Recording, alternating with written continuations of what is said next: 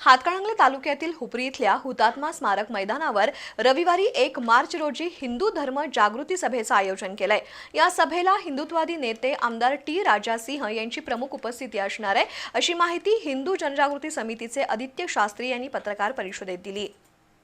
देशात हिंदूंना अनेक समस्यांना सामोरं जावं लागतंय, त्यावर उपाय म्हणून धर्माधिष्ठित कल्याणकारी हिंदू राष्ट्राच्या स्थापनेसाठी हातकणंगले तालुक्यातील हुपरी इथं हिंदुत्ववादी नेते आमदार टी राजा सिंह यांची जाहीर सभा आयोजित करण्यात आली आहे।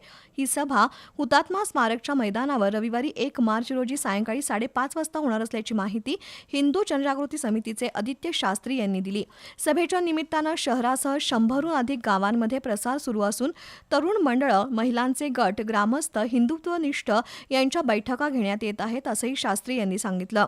सभेसाठी मोठ्या संख्येनं व्यापारी उपस्थित राहणार आहेत, असं दिनकर ससे म्हणाले।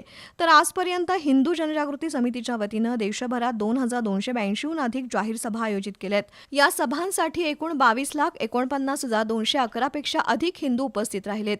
या सभेसाठी 1 मार्चला हुपरीतील हुतात्मा स्मारकच्या मैदानावर हिंदूंनी मोठ्या संख्येनं उपस्थित राहावं, असं आवाहन सुनील घनवट यांनी केलं। पत्रकार परिषदेला सनातन संस्थेच्या स्वाती खाडे, हातकणंगले तालुका संयोजक नितीन काकडे, संजय पाटील, सुभाष गोटखिंडे, निळकंठ माने, नितीन काकडे उपस्थित होते।